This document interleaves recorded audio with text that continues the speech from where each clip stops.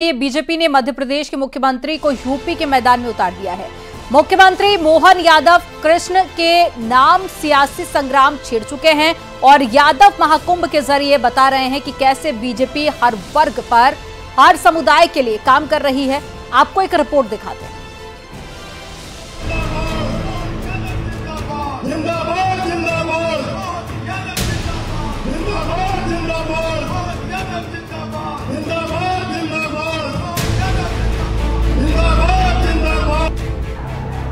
उत्तर प्रदेश में अखिलेश और बिहार में लालू यादव को चुनौती देने के लिए जिस चेहरे पर बीजेपी ने दांव खेला था, अब वही मोहन यादव 24 के चुनाव में पूरी तरह से एक्टिव हो चुके हैं।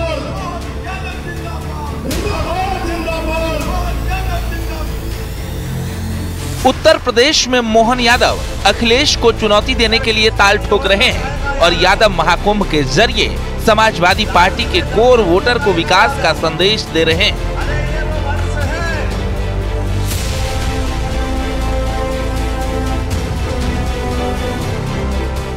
उत्तर प्रदेश की वो धरती है जो नारा ही नहीं लगाती, नारे को सार्थक भी करती है। जय यादव, जय माधव। अब ये हमारे नारे में सब कुछ आ जाता है। ये जय जयकार किसी समाज विशेष की नहीं है, किसी जाति विशेष की नहीं है। ये समाज में आने वाली आवाज 5000 साल के उस काले कष्ट वाले समय को याद दिलाती है। एक महीने के भीतर ये दूसरी बार है जब मध्य प्रदेश के सीएम मोहन यादव यूपी के दौरे पर हैं। इस दौरान मोहन यादव ने कहा कि वो भगवान कृष्ण थे जिसने मर्यादा तोड़ी, उसको मर्यादा में रखा। हमें गर्व है कि हम उस वंश से आते हैं। बीजेपी का जिक्र करते हुए उन्होंने कहा कि मेरे पिता न तो मुख्यमंत्री थे और न ही वो किसी पार्टी के अध्यक्ष थे, लेकिन मेरी पार्टी ने मेरी मेहनत पर इस काबिल समझा। इसलिए प्रधानमंत्री मोदी ऐसे ही नहीं सर्व समाज के विकास की बात करते हैं। हमारे अपने वंश में तो ये सामान्य बात है, अगर कुश्ती नहीं हो तो काहे का यादव, हाथी में दम नहीं हो तो काहे का यादव।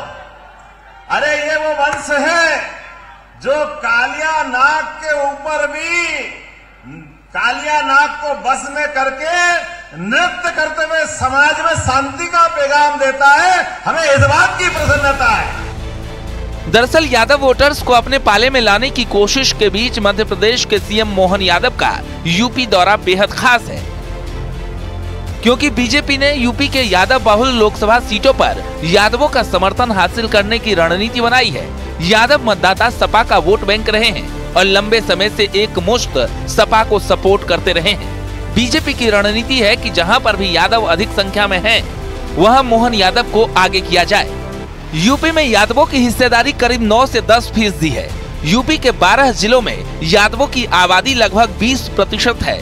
आजमगढ़, देवरिया, गाजीपुर, मैनपुरी, इटावा में यादवों का दबदबा है। 2022 के विधानसभा चुनाव में 83% यादवों ने एसपी को वोट दिया। यानी ये वो सीटें हैं जहां समाजवादी पार्टी बीजेपी को हमेशा से टक्कर देती रही है, लेकिन इस बार बीजेपी ने मोहन यादव पर दांव खेला है। ऐसे में उत्तर प्रदेश में बीजेपी की मुख्य प्रतिद्वंदी समाजवादी पार्टी के खिलाफ मोहन यादव एक बड़े ट्रम्प कार्ड बनकर उभरे हैं। Bureau report, news 18।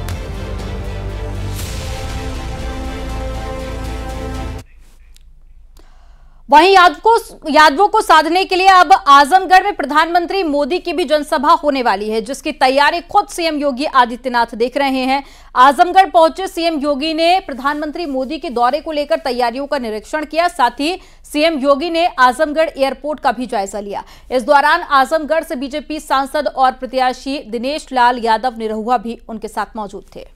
ये 3 तस्वीरें आपको दिखा रहे हैं। पहली तस्वीर है जब एयरपोर्ट का निरीक्षण करने के लिए सीएम पहुंचे थे और प्रधानमंत्री का दौरा जल्द ही प्रस्तावित है 9 मार्च को, तो ऐसे में तैयारियां काफी जोरों पर हैं। तीसरी तस्वीर आपको दिखा रहे हैं ये मीटिंग के दौरान की, जहां सभी नेता शामिल हुए जिनसे मुलाकात की थी सीएम ने, और इनमें सांसद दिनेश लाल यादव निरहुआ भी मौजूद थे।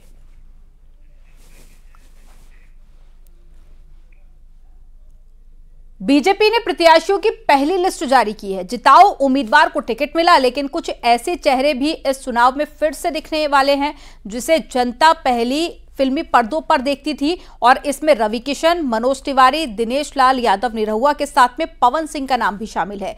लेकिन हैरानी की बात यह है कि जो पवन सिंह कल टिकट मिलने पर अति उत्साहित हो गए थे, वो आज सियासी रण में सरेंडर बोल चुके हैं।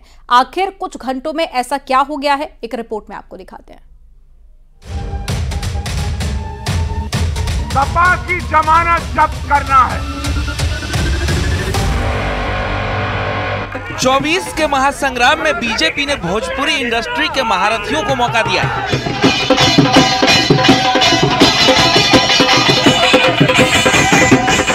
उन चेहरों पर भरोसा जताया है जिनका जनता से प्रत्यक्ष और अप्रत्यक्ष रूप से सीधा संबंध है, क्योंकि जब फिल्मी पर्दे पर ये सुपरस्टार अपने अभिनय का सिक्का जमाते हैं तो गूंज दूर तक सुनाई देती है। सपा की जमानत जब्त करना है, और उसी फिल्मी गूंज को सियासी गूंज में बदलने के लिए रवि किशन गोरखपुर से प्रत्याशी बनाए गए हैं।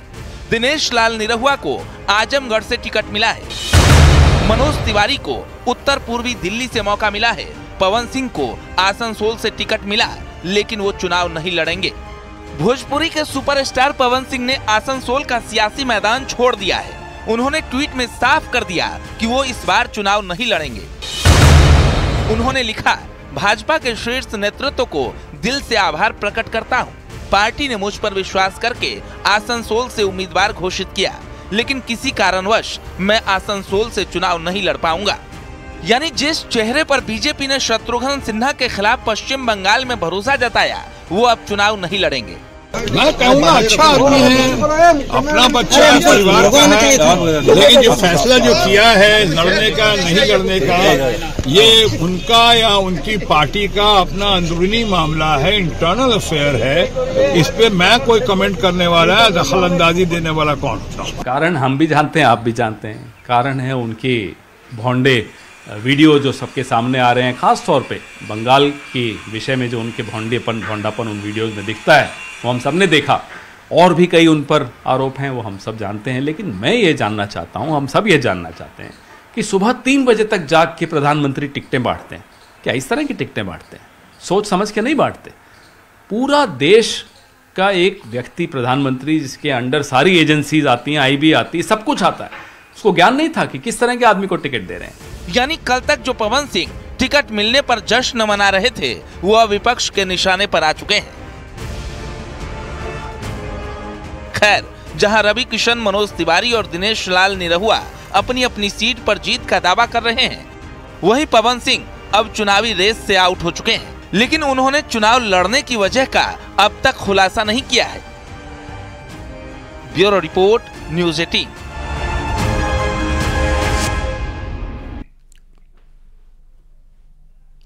उत्तर प्रदेश और बिहार की 120 सीटें जीतने के लिए खुद प्रधानमंत्री मोदी और सीएम योगी मैदान में उतर चुके हैं। विपक्षी पार्टियां महारैली का आयोजन कर रही हैं और बयानबाजी 120 हराने की हो रही है। अब ऐसे में बड़ा सवाल यह है कि आखिर यूपी बिहार से किसको जनाधार मिलने वाला है। एक रिपोर्ट देखिए।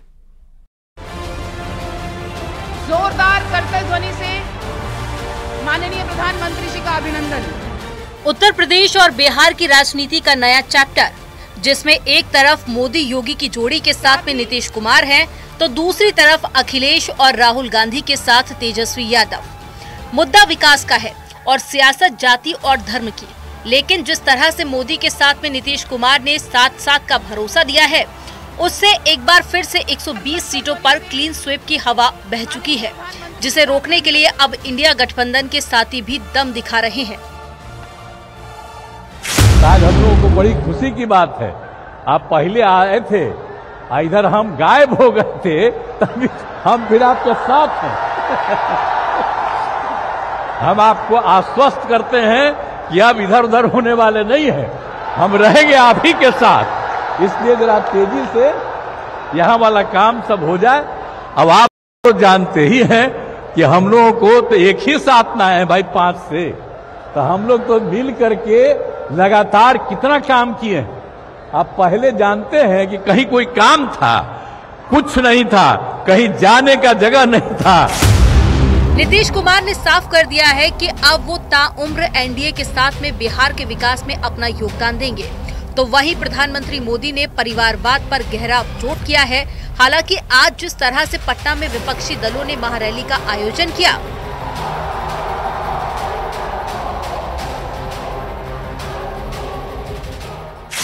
साथियों, एनडीए की शक्ति बढ़ने के बाद बिहार में परिवारवादी राजनीति हाशिए पर जाने लगी है।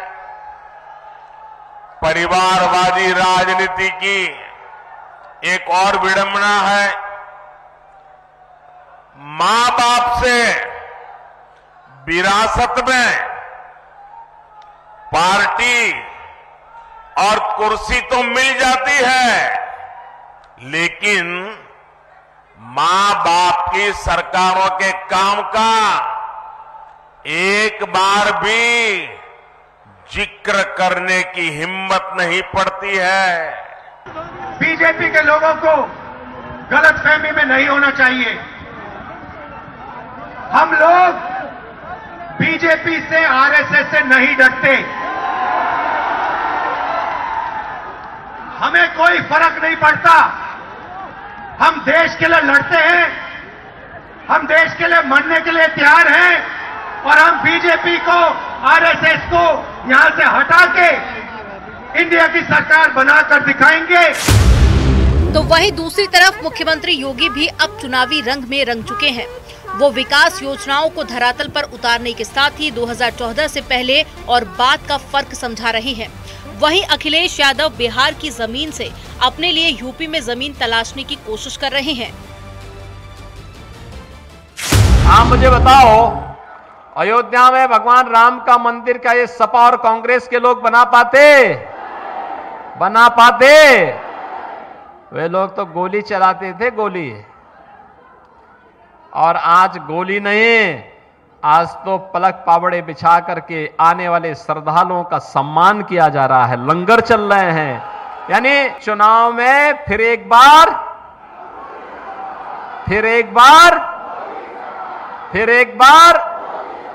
मोदी सरकार। अगर उत्तर प्रदेश 80 हराओ का नारा दे रहा है, अगर उत्तर प्रदेश 80 हराओ का नारा दे रहा है, तो बिहार भी पीछे नहीं है। 40 हराओ का नारा निकल करके जा रहा है। और अगर यूपी और बिहार मिलकर के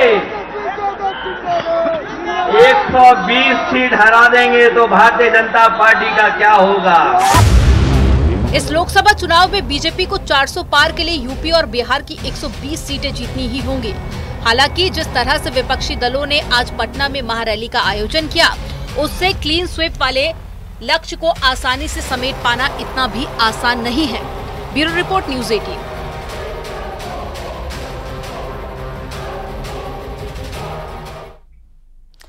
उत्तर प्रदेश में बीजेपी अब तक 51 उम्मीदवारों की घोषणा कर चुकी है, जबकि 24 उम्मीदवारों के टिकट अभी होल्ड पर हैं, जहां बदलाव देखने को मिल सकता है। हालांकि जिस तरह से बीजेपी ने इस बार सिर्फ जिताऊ उम्मीदवार पर भरोसा जताया है, उससे तो तय है कि बीजेपी सेफ खेलने के मूड में है। आपको एक रिपोर्ट दिखाते हैं।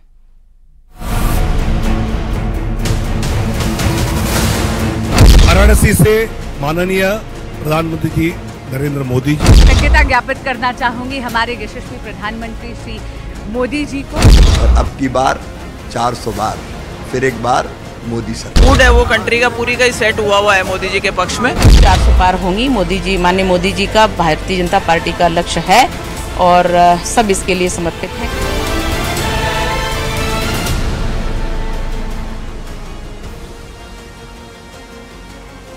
राम लहर पर सवार बीजेपी ने यूपी में सेफ खेलने की रणनीति बनाई है। कई सांसदों के खिलाफ मौजूदा नाराजगी के बावजूद बीजेपी ने टिकट दिए हैं और 80 में 80 का लक्ष्य को साधने की रणनीति बनाई है। चुनाव में फिर एक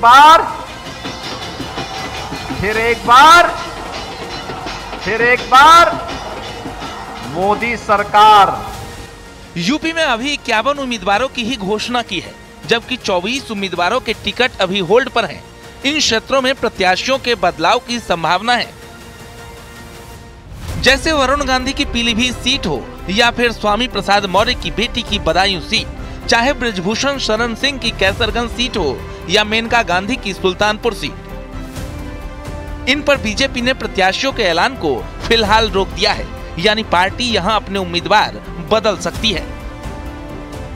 24 सीटों पर प्रत्याशी बदले जा सकते हैं। वहीं अगर बात की जाए पीलीभीत की, तो पीलीभीत की सीट वरुण गांधी वहां से सांसद हैं, यह सीट होल्ड पर है। इसी तरीके से स्वामी प्रसाद मौर्य की बेटी संघमित्रा मौर्य भारतीय जनता पार्टी से बदायूं से सांसद हैं। ऐसे में अब बदायूं की सीट भी होल्ड पर है, सुल्तानपुर की सीट होल्ड पर है, बरेली की सीट होल्ड पर है। चर्चा यह है कि इन 24 जो सीटें होल्ड पर हैं लोकसभा की, इनमें कई सीटों पर प्रत्याशी बदले जाने की चर्चाएं तेज हैं। दरअसल बीजेपी ने यूपी में 80 में 80 सीटें जीतने का लक्ष्य रखा है और इसमें वो कोई खलल नहीं चाहती है। इसको देखते हुए जातीय समीकरण को भी सेट किया गया है। बीजेपी ने इन 51 उम्मीदवारों में पिछड़ा कार्ड खेला है, जिसमें 21 पिछड़ी जाति के उम्मीदवार हैं, 12 अनुसूचित जाति और जनजाति के उम्मीदवार हैं, ब्राह्मण 10, 7 ठाकुर। पिछड़ी बिरादरी में बीजेपी ने सबसे ज्यादा 4 उम्मीदवार लोधी और कुर्मी बिरादरी से उतारे हैं। 3 जाट, 2 गुज्जर, 1 कुशवाहा, 1 कश्यप, 1 यादव, 2 निषाद, 1 सैनी और 1 गुप्ता बिरादरी को बीजेपी ने अपने इन 51 उम्मीदवारों में जगह दी है। काल यशस्वी प्रधानमंत्री मोदी जी के आशीर्वाद से, पूज्य महाराज जी के संगठन के आशीर्वाद से हमके दोबारा गोरखपुर गोरखनाथ बाबा की धरती में ठाव लेके सेवा करे का मौका दोबारा मिला था। आभार महाराज जी, दिल से धन्यवाद।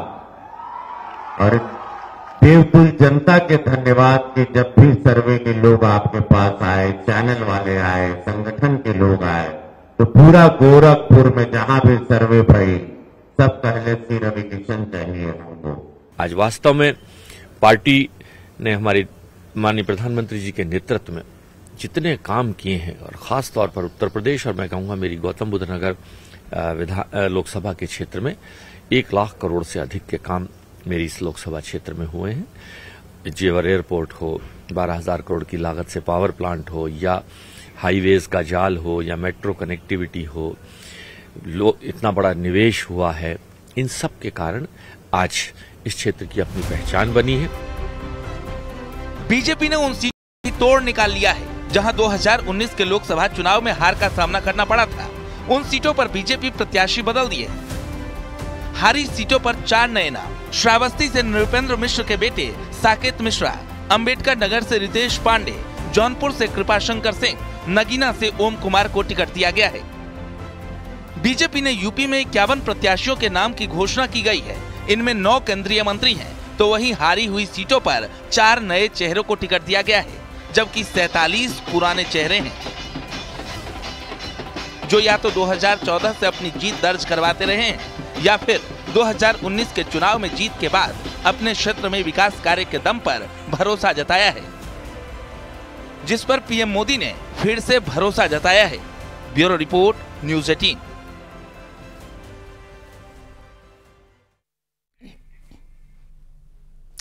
यूएई में पहले हिंदू मंदिर में आज रिकॉर्ड तोड़ 65,000 से ज्यादा श्रद्धालुओं ने दर्शन किए। सुबह से ही बसों और गाड़ियों में भर भर कर 40,000 से ज्यादा, तो शाम को 25,000 से ज्यादा श्रद्धालु दर्शन करने के लिए पहुंचे। ये तस्वीरें आप देखिए, बड़ी संख्या में आज लोग पहुंचे थे अबू धाबी दर्शन करने के लिए, और ये यहाँ का पहला हिंदू मंदिर है। और कुछ ही दिन पहले प्रधानमंत्री नरेंद्र मोदी ने यहाँ पर पहुंचकर प्राण प्रतिष्ठा की थी, जिसके बाद से ही श्रद्धालुओं के पहुंचने का सिलसिला जारी है।